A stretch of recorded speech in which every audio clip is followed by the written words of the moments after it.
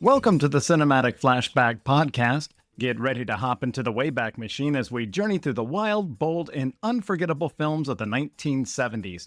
Each episode, we'll break down a classic movie or a forgotten gem by exploring the who's who of each film, dive into the premise and plot, and wrap things up with, does it still groove or did it skip a beat?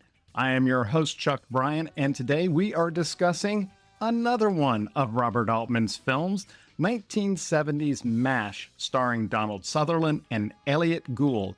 And joining me in the swamp today with a golf club in one hand and a wisecrack in the other, it's Matt Sargent. Matt, welcome back. Well, thanks for having me. And by the way, on my other hand, I'm holding what passes for a martini in Korea during the war. Well, guess what? I have some olives for you. Let me pull them out of my coat. We're talking about MASH, and that is one of the funniest scenes in the whole movie is when Elliott Gould shows up. He happens to have a bottle of olives in his jacket. It's so perfect. It matches the character, and it's one of the first scenes of him. It's a great introduction to him. We started talking a little bit about this at the end of McCabe and Mrs. Miller, but what I want to kind of talk about a little bit is what people think they know about MASH versus what it is we're going to be digging into. Talk about maybe a little bit about the film versus the TV show. Yeah, I think that's a really common thing that you get mixed up with the TV show because it ran for so long, it was so iconic, and they also explored many other themes and lots of things that were going on in the TV show because they had such a longer period to do it in. And then you have the film that kind of kicked it all off, which is really a much lighter treatment of the situation. So in the movie, you're almost going from vignette to vignette of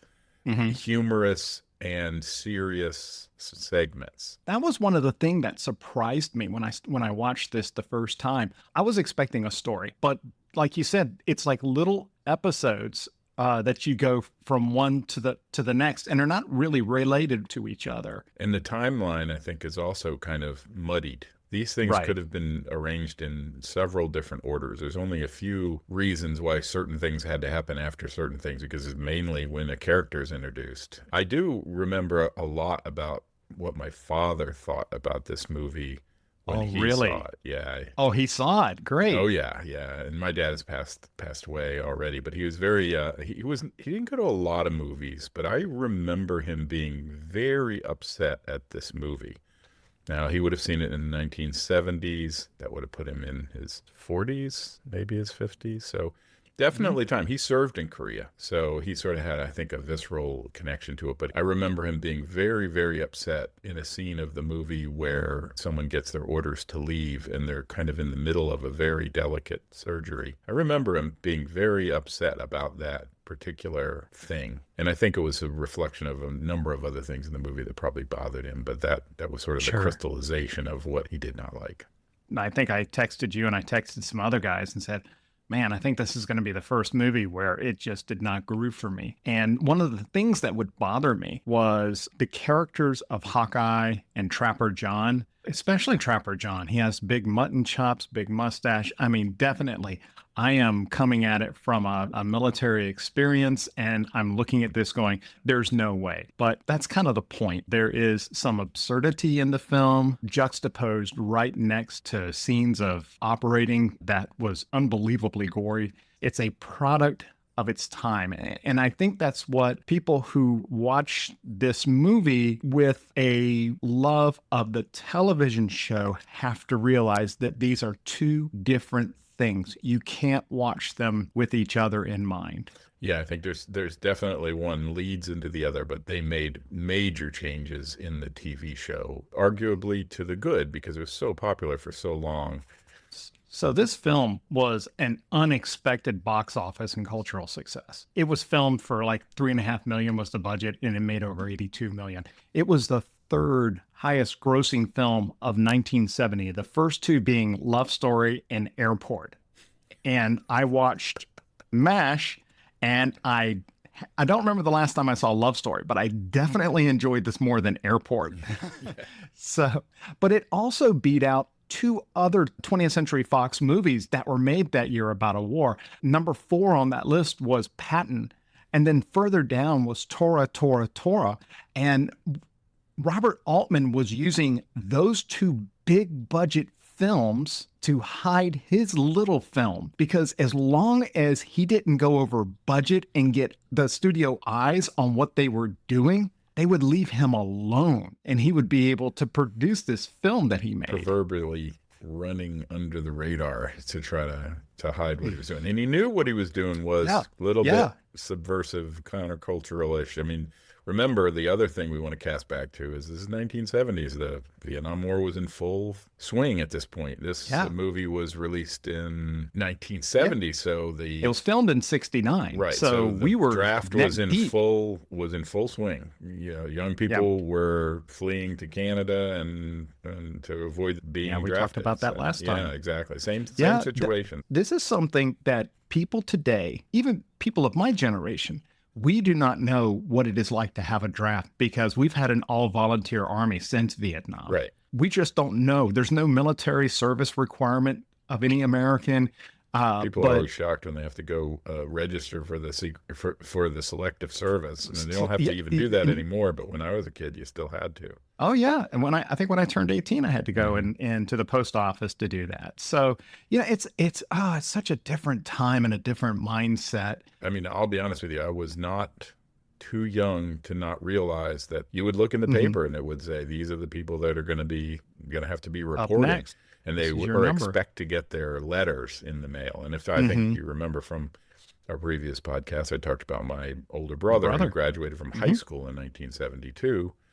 And he was 4F because of his hearing loss. But if he hadn't been 4F, he was right in the crosshairs of getting drafted. You know, it's just amazing that we're just several generations away from all of that. Yeah, it's crazy that we're talking about what was happening in the U.S. was the Vietnam War. But what this movie ostensibly about is the Korean conflict or police action or any of a number of euphemisms that we use to describe our action in Korea. But I think in the film, and I think you pointed out, Chuck, is that there's very little reference to actually Korea in the movie at all, except for some titles. Yeah. So this is based on a book by Robert Hooker. That was something I didn't know. And it was screenwriter Ring Lardner Jr. who got a copy of that book while it was still in, gallows format, where it hasn't really been printed yet, but it's out for review. Format, I think. Galley, thank you. So it's in galley format, and he reads it, and he calls Ingo Preminger to say, you need to go ahead and option this book. Get it now. And so Ring went ahead and wrote the screenplay based on the book. But one of the things that Altman purposefully did was hide the fact that it was Korea. He took out every bit of reference to Korea because he wanted people to mistake it for Vietnam.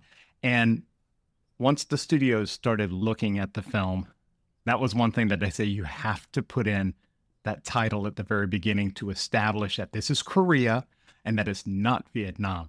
So that was one of the concessions that ended up happening in this film. Yeah, it is interesting. It really is.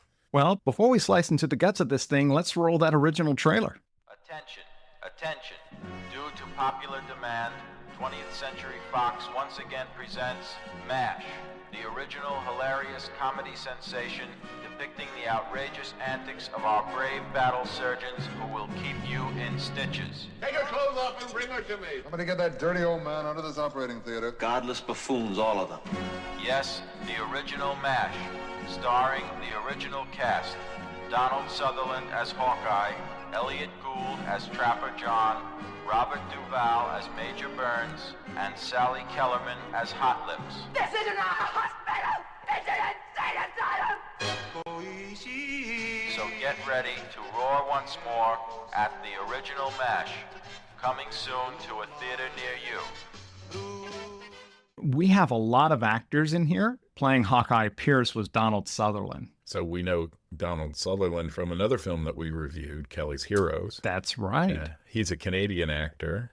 Reports where he did not get along that well with Altman. In fact, there was some conflict. Sutherland and Elliott Gould, somewhere through the film, I don't know what, they became very tight. We didn't ever say the same words twice. When you had a medium shot, we'd say one thing. When you had a close-up, we said something else. It was difficult for me because I came from a very disciplined theatrical place, and I was not as as loose as Bob and his team were. Everything was fine for Bob. That was the most important thing. But it wasn't so fine for Donald and me. And we were somewhat taken back by it, and we complained about Robert Altman. We were just so arrogant and such snobs, me and Donald. It was just for the good of the film. We thought he was crazy. Had something been said to me about it, I'm quite sure I would have quit. It really amazed me. You know, it hurts your feelings. This is not the Donald Sutherland, right? This is the Donald Sutherland, I'm broke, I need a job, and Yeah, here I he is saw on a this quick film. video of him talking about what his situation was when this Yeah. came along. He was literally had no money. He was like, "Oh, okay, yeah."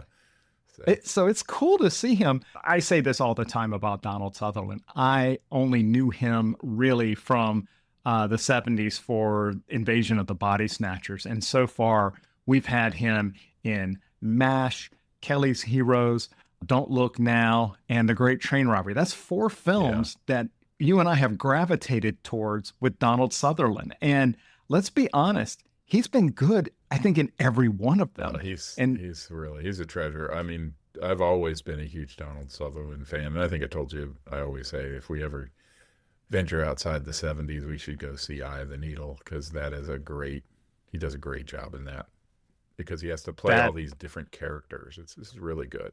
So I'm definitely a big fanboy for Donald Sutherland for sure.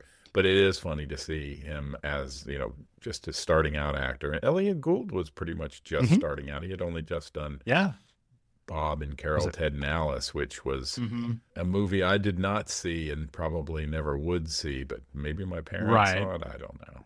I thought Elliott Gould had great chemistry with Donald Sutherland. They were great. There's just this hilarious scene where he's been promoted to chief of surgery, and they're carrying him around on a chair, singing "Hail to the Chief," and he's just very, very funny. He has a lot of great lines in the film. I'm typically not a fan of Elliott Gould, but I did like him a lot in this film. Yeah, I would say I rekindled a liking for Elliott Gould. Typically for me, he is not somebody I look out for very much. No, same here. Sally Kellerman played Major Margaret Hot Lips Houlihan. I think it's O'Houlihan. Some say O'Houlihan, the general and the colonel. Everyone else says Houlihan. Isn't that funny? So I wonder if that was a mistake that just got left in, or maybe there was an inconsistency. Why reshoot it? Just leave it. Hey, look, we have $3 million, right? Exactly. Sally Kellerman's able to play this character with so well that you actually feel bad for her, even when she's plotting for the demise of the other people in the, are trying to, in collusion with Frank Burns, played by Robert Duvall, trying to, you still feel bad for her. And then, she evolves a little bit as a character, and I don't really know what other things she's been in. She's been in quite a few films, and she even earned an Oscar nomination for this one, which, say what you will about the film, definitely Hot Lips was a highlight of the movie. But she is one of 3 actors in this film who have played in Star Trek. And she played the character of Dr. Elizabeth Denner in the Star Trek episode Where No Man Has Gone Before, which was the second pilot NBC ordered, and it was the one that ultimately sold the show to the studio. Amazing. I had no idea. Well, you mentioned Robert Duvall as Frank Burns. In this film, this is one of the major diversions of the character from the TV show. Yeah, absolutely. In the movie, Robert Duvall is a super devout Christian, kind of a terrible roommate, and he's in the swamp with the guys at the beginning. They get him ousted out of the swamp because he's just too hard to live with his out loud praying, and he's a sky flyer. You got to get him out of here. Yeah, exactly. But we also see that he is, like all of us, flawed, and that's a humorous part of the thing where they basically play a trick on him and Hot Lips Houlihan. That's actually how she earns her name. Yep. Wow. Just terrible. And it's funny. If you watch the film, you will laugh out loud for sure. You will. Duvall is just a few years away from Godfather, and then he was also in Apocalypse Now. But the last time you and I talked about him was on his rather brief appearance in The Conversation as the director. Right. He's always good. And in fact, his character was one of the things that bothered me because Altman is making fun of authority. In this case, he's making fun of Frank's religious background, but he's a little bit hypocritical. Yeah, but I think one of the things that you see, if you counterpoint that with another actor we're going to talk about who plays Father John Mulcahy, they really give Frank Burns a hard time because of his praying out loud and being evangelical, but then having the same issues that everybody has and trying to pretend like he doesn't. Whereas the way they treat Father John Mulcahy is with humor, but they don't hate him, or they don't really do any tricks against him.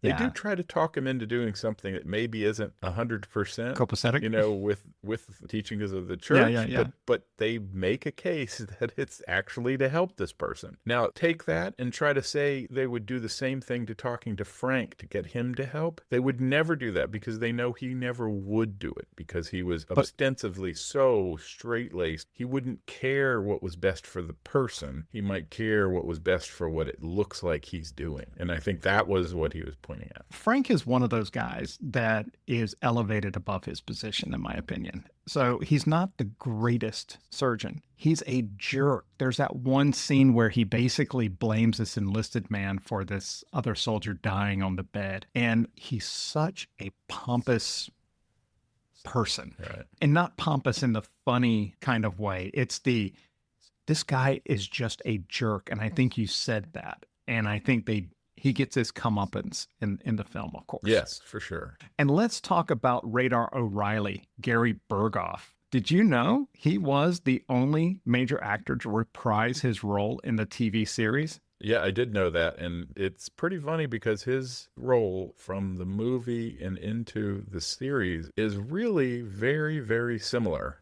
Yes, sir. I guess I better call Major Burns. Tell him we're going to have to hold a couple of surgeons over from the day shift out of the night shift. I'll put in a call into General Hammond and Saul. I hope he sends us those two new surgeons. We're sure going to need them. I understand now why they call him Radar, because he has this ability to detect things from a distance. So he's used to read lips. He has this uncanny ability to anticipate exactly what Colonel Blake is going to say before he says it. So there's that classic Robert Altman, I'm talking over you kind of thing, where he's saying exactly what Blake is going to say a half second before. I have no idea how they actually filmed that, because that would just drive me nuts trying to say something. Even more than that, he's solving the problem. For instance, the scene when they're talking about the Jeep that was ostensibly stolen.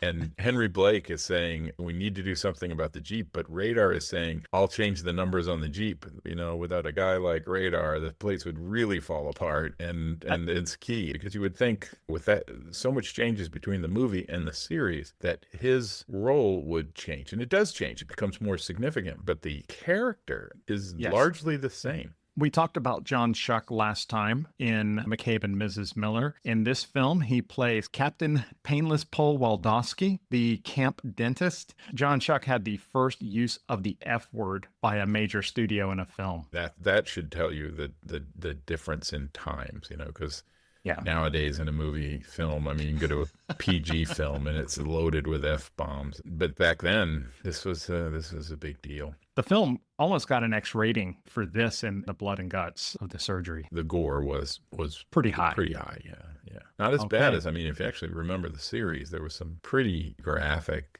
even in the TV series. Sure. I went back today and watched the opening credits to the original show, because the opening credits of this movie is very similar. Mm-hmm. In the movie, the medical helicopters are coming in and you have the soldiers who have been wounded on the stretchers. You can see they're all bloodied, they're mangled up, and the TV show did nearly the exact same thing. But they did not show the soldiers all wounded. They were covered in blankets so that you couldn't see the gore for that. It's understandable that they changed that for the TV show, but for the movie, Robert Altman was really wanting to steer into this gore. I think that's worth noting was that the words to the song are played in the movie, but the words are not played in the series. Playing Lieutenant Colonel Henry Blake was Roger Bowen. He was kind of a Chevy Chase character, just in terms of kind of being clueless. Rene Auberjonois played Father John Mulcahy. Fred Williamson, in his debut role, this was his first role. He played Captain Oliver Jones, who had a nickname that I don't feel really comfortable using. He threw the javelin in college. He was also a brain surgeon, but they called him. Yes. And then lastly, Captain Ugly John was the anesthesiologist with the Australian hat. Right. That was Carl Gottlieb, who was one of the screenwriters of Jaws. Amazing. That's funny. I did not know that. Yep. We've talked a lot about Robert Altman and talked about how he wanted this film to be interpreted as Vietnam. The movie was meant to be obscene. So you had the crude humor right next to the raw operating scenes to really show the absurdity of patching up a soldier only to send them right back into war. Yeah, and that was really taken on strongly in the series, if you remember quite a few episodes about how these guys, finally it just was too much. Let's go ahead and move into some of the episodic moments. Let's just go round robin with the big scenes. So just go ahead and shoot out a scene that you want to talk about. Oh, I think a couple of them that stick with me of obviously the whole dentist quote unquote suicide, because the dentist is feeling the pressure and is unable to perform as, sexually. So there's a whole thing about it. They set up a Last Supper. I mean, this is it's very chaotic. It's very funny. Did you see any of the behind the scenes where they send out for a picture of the Last Supper and they're positioning everybody in the exact same pose with John Schuck's character right in the middle of the scene? It's irreverent, obviously, but it was along the lines that people do crazy things for different things. I think there's lots of other scenes and things like that that are pretty funny. Before we move on, I got a story about the song that became synonymous with MASH. We needed a song, and I came up with this title, and I said, my son, Michael, who was 13 then or so, was writing songs and playing around. I said, do a song, because I didn't figure it would ever be any more than just almost a caprice, just a kind of a silly song that was performed. Kenny Primus was the actor's name, would sing during that faux funeral. Now here comes a young man, a boy, and he wanted to sell me the song if I would give him a guitar for it. That's all he wanted.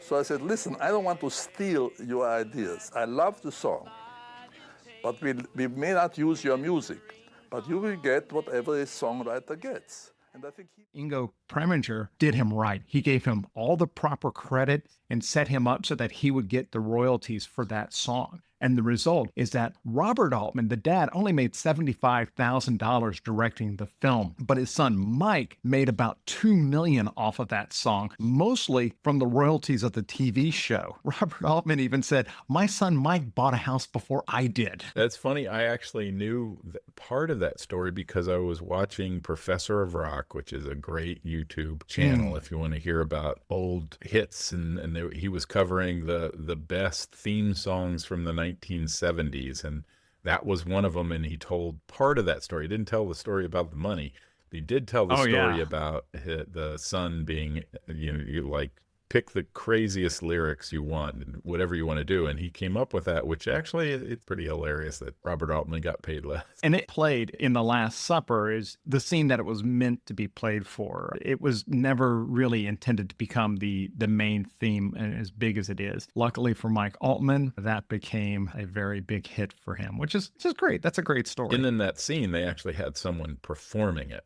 One of the actors, or maybe they hired a particularly good singer, but he's playing is he playing the ukulele or a small guitar or something? Captain Bandini is playing the guitar, and forgive me, I can't remember the character's name who was singing it, but he was one of the enlisted men. Yeah, it was good. Singing the song. We got to talk about Frank Burns and Hot Lips. Sure. And how she got her name. Yeah, well, so they decided that, they were tired of his holier than thou when they knew full well he was surreptitiously meeting with Major Houlihan and getting up to hanky-panky. And Radar slides the bass microphone underneath the tent. And in the throes of passion, Yes. Margaret is telling Frank, oh, kiss my hot lips. It was too much. It had to stick. I have one other scene about hot lips that I wanted to talk about, and only because there's a great story with Gary Berghoff. Bob came to a tent that we were playing poker in, and he said, listen, this is Sally Kellerman's first nude scene. It's that scene where the shower curtain comes down. He said, I want everybody to stay here because she's kind of uptight about it and, a little nervous about it, so I got a skeleton crew to shoot it. So I said, why don't we all stand there off camera naked ourselves so that she knows she's not alone? And so I said, well, Bob, could I at least look really pretty? And he said, yeah, you could stand there and we'll have the entire crew light you for an hour. And you can stand there stark naked or as fast as you hit the deck. That's what we'll see. So I asked him if I could wash my hair so I wouldn't just be staring at the curtain. And I hit that deck fast. And what does she see? She sees a naked Gary Berghoff standing there with my little fuzzy hat on. All the other nurses were in on it because they're all headed to the showers, but for some reason or another on the path to the showers, everybody gets, oh, look at the pictures of my kid and look at this and all the come here and then help me. They all come back around to what they've set up as essentially a stadium, and they've hooked the sides of the tent to these sandbags. Somebody's going to cut them and then lift them up. Hey, the football game is the only time that you hear a gun being fired for a war movie. Yeah, isn't that funny? Really good. Yeah, it is kind of funny. I just have another amusing anecdote. Sure. So during the football game, they're leading the cheers, but obviously really doesn't know anything about football because the red flags. Then the gun goes off, and she's like, "They shot him." So you're laughing about that, but when people are like, "Oh, that's crazy," people know more about football. I'll give you a little secret into our family. My sister was just becoming a cheerleader young. I think she was either freshman or JV cheerleading. She did not know anything about football. So my dad would sit in the stands and he would give her a signal on when she should be giving a defense cheer and when she should be giving an offensive cheer. So she would look and it would be, because it went badly in the first one. We're about to kick and she's like saying, take it away or something. No. You just reminded me of a story. So there is a scene in the movie where Hawkeye and Trapper are taking their orderly boy to the Korean doctor to have him examined. There's a scene in the movie that was improvised. A girl, I think we were in Tokyo probably doing the operation or something. I can't remember. We commandeered a Jeep. And the girl comes up and says, would you like to say hello to your mother? And my mother was very alive. I said, my mother's dead, but I'd like to say hello to my father, can I? And she said yes, and so I looked into the camera and I said, hi, Dad. And when my father and mother hunkered off to the cinema in Las Vegas, Nevada to see it, when my character said, hi, Dad, he stood up in the theater and said, hi, Donnie. So just reminded me. Yeah. Your story of your dad. Yeah, that was cool. That was funny. And that was another point where they reflected what was going on in the United States with what was happening with that kid who was trying to essentially dodge the Korean draft. Sure. So it was, sure. We're definitely touching on things that were in the public knowledge at the time. And then the last big scene was the Pros from Dover scene where they get called into Tokyo to perform surgery on a congressman's son. Yeah, I think that was a funny scene in that they get called in. I think one of the reasons for that scene in this movie was to really show that through all this chaos and this jokestering, that these guys were really fabulously skilled surgeons, right? They knew what they were doing.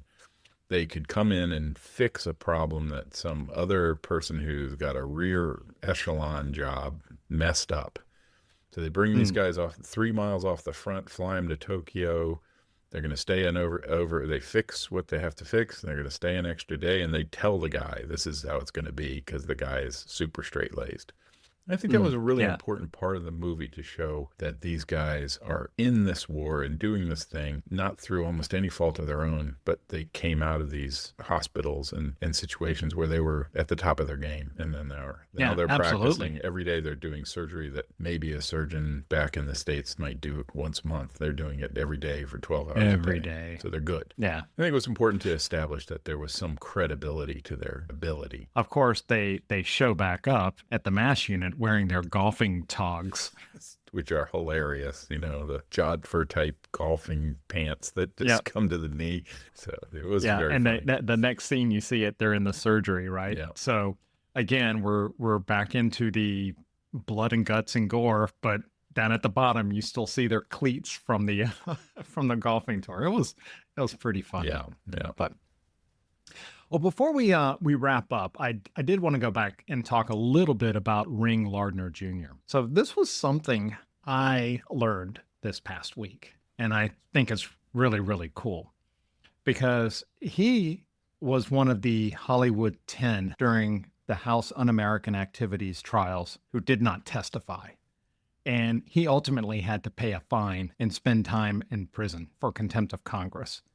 And for him, this script was his resurfacing from that blacklist. Yeah. One of the things that he had talked about was how much he hated the improvisational feel. And he felt that Robert Altman had stomped all over his words. So the structure of the story was there, but nearly everything was ad-libbed or improv on set. And after they screened the film for him, he went up to Elliott Gould and just said, how could you do this to me? How could you do this to my words? Oh, he's an author. Have you met many authors that are like, yeah, I'm okay if you just say whatever you want?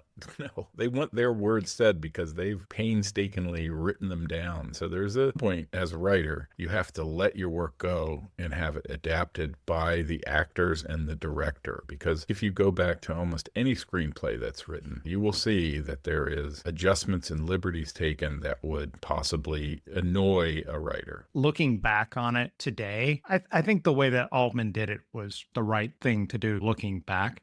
But here's the irony. Ring Lardner was nominated and he won the Oscar for writing this film. And in an interview, Lardner said that the applause that he received when he was up was a lot more than what you would normally get for, say, a screenplay versus like best director or picture or actor. And to him, that felt like it was the release for him of the years that he had spent on Hollywood's blacklist. Yeah, I mean, it was a shameful time for sure. And the fact that he got the Oscar, to me, really speaks to the setting up the situations and adapting that book to be able to be filmed. Now, my personal opinion is that film would not have worked well with dialogue that was written down and not interpreted a little bit, because if you watch the film, there's just a lot of give and take and timing issues and natural banter that I don't care how good a writer you are, unless you are actually writing for the particular person and you had the particular person in mind, it won't fit right. It would have been a different movie altogether. You can go online. I mean, his screenplay is online. You can go and read the first scene and you can tell the difference. And you can see both of them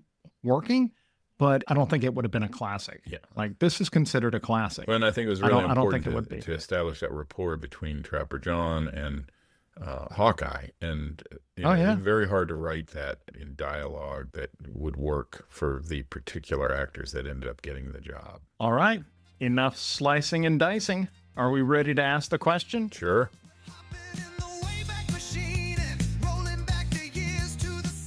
Did MASH groove through the ages, or did it skip a beat? Matt, what's your thoughts? I think it was very enjoyable to watch again, but I think it's important to apply the lens of the times from which it came. So yes, if you wanted to be offended by certain language and treatment of different gender roles, then yeah, it's not going to be your cup of tea. But if you can sort of cast back in time and realize what it was at the time and then watch it for that, I think it's enjoyable. It also speaks a lot to, there's many people who haven't seen the movie that the series was based on. They might be big fans of the series, although we are getting into a realm where maybe people haven't seen the series. It was so incredibly part of my youth and growing up because it was, it was just there all the time, that it's cool to look at the movie and see that there's differences. And I remember seeing the movie sometime after I saw the series and realizing that there was a distinct difference between the two. I'll be honest, I did not like the film at all on my first viewing of it. And I'm not sure what I expected, but I was hoping for more familiarity with the TV show that I grew up loving, and it just wasn't there. I mean, I love those characters. I love TV Hawkeye. I love TV Trapper. But in the film, I wasn't connecting with them at all. And I think I said earlier that it reminded me more of Animal House than Doctors Saving Lives. But Then I watched it again after doing some of my homework, and something started clicking for me. And these guys really, maybe they're not meant to be likable. Their behavior is crude and even cruel sometimes, but that's Altman's point. They're surviving in a place where their job is to patch up broken young men just to send them back into hell. It's not noble, it's absurd. So that said, by today's standard, this film would absolutely face criticisms. It's racist, homophobic, misogynistic, and I'm not saying that we should excuse that, but I do think we have to see it, like you said, in the context of where America was in 1969 when it was being shot, in 1970s when it hit the theaters. And it did hit. It was the highest grossing film that year, behind Love Story and Airport. And personally, I've said this many times, Airport is nearly unwatchable today. But MASH, for all its problems, actually plays better now than it did for me the first time. It outperformed Patton and Tora Tora Tora at the box office, and both of those are your big, loud, traditional war movies from the exact same studio. And that says something. So does it groove or does it skip a beat? Honestly, that's going to depend entirely on the viewer. I could go either way with this one, but I do recommend watching it, especially if you're willing to meet the film on its own terms, not through the lens of the TV show or today's expectations. I think you summed that up very, very well. It may not absolutely groove or skip for you, but it is an important film, I think, to see, to give context to a lot of what was going on back in that time. And it's enjoyable. Some of it you might be disappointed with yourself for laughing at. Hey, that happens. There are uncomfortably funny moments, is the way I'll say it. Sophomoric, we call that. Yeah. Sophomoric. Like I said, it's Animal House. Exactly. Exactly. So are we done here? Is there any more we need to stitch up? I don't think so. Let us know if you have watched MASH and how did it hit for you. You can do so by emailing us at podcast@cinematicflashback.com or leave a comment on our Facebook page, the Cinematic Flashback Podcast. You can find us on X. Our handle is @Back270sMovies. And be sure to subscribe so you don't miss an episode. The best way you can share this show is to recommend us to your friends. We deeply appreciate the feedback that we receive, so please keep it coming. Also, we are trying to build this show, and we would deeply appreciate a review on the platform you are listening. If you enjoyed the show, please give us a 5-star review so we can reach more listeners. So no more fooling around. Get back to the front lines and join us next time as we take the Wayback Machine to the 70s to explore another film from that decade.